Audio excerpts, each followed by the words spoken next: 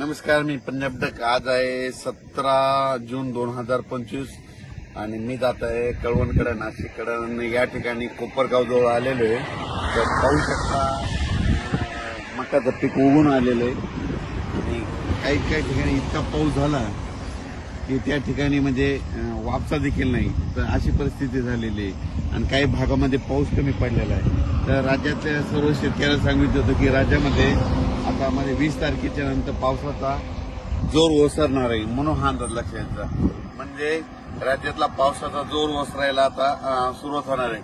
पण राज्यातल्या सर्व शेतकऱ्यांना सांगितलं होतं काही भागामध्ये इतका पाऊस पडला तिथं वापसा नाही, काही भागामध्ये पाऊस कमी पडला आणि काही भागामध्ये म्हणजे इतका जास्त झाला की तिथं आणखीन एक महिने झालं म्हणजे पेरणी सुद्धा करता येत नाही.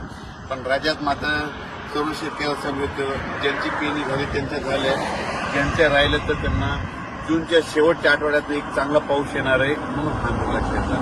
म्हणजे 27 जूनच्या नंतर राज्यामध्ये जूनच्या शेवटच्या आठवड्यात नंतर एक मोठा पाऊस येईल. मग त्याच्यात मात्र राज्याच्या सर्व शेतकऱ्यांच्या राहिलेल्या सगळ्या पेरण्या होणार आहेत, म्हणून हा अंदाज लक्षात घ्या.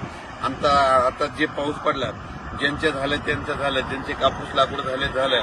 पण आता 2 दिवसाच्या नंतर म्हणजे आणखी 20 तारखेनंतर पावसाचा राज्यातला जोर ओसरणार आहे. म्हणजे पाऊस कमी पडणार आहे. तसा पाऊस थोडा चालूच राहणार आहे. स्थानिक वातावरण तयार होऊन पाऊस राहील. पण राज्यात असा जी इतका मोठा पाऊस पडत होता त्याचा पाऊस आता कमी होणार आहे, म्हणून हा अंदाज लक्षात आहे. आणि पाहू शकता मध्ये इतका पाऊस झाला आता मध्ये की ठीक आहे मका उगून आलेली आणि इतकं पाणी जास्त वापसा देखील इतका पाऊस आहे. म्हणून राज्यातल्या सर्व शेतकऱ्याला सांगू शकतो आता 2 दिवसानंतर म्हणजे 20 पासून राज्यातला पावसाचा जोर ओसरायला सुरुवात होणार आहे. जास्त खूप काही म्हणजे आता राज्यात जास्त पडणार नाही. सरी मात्र येत राहतील. म्हणजे आणखी 2-4 दिवस मध्ये एकदम बंद होणार नाही, पण सरी चालत राहील. भाग बदलत पडणार आहे. आता म्हणजे सर्वदूर पडणार नाही, भाग बदलत तरच पाऊस राहणार आहे, म्हणून हा अंदाज लक्षात घ्यायचा. राज्यातल्या सर्व शेतकऱ्यांना सांगू इच्छितो याच्यानंतर मग पाऊस असा चांगला मोठा कधी येईल.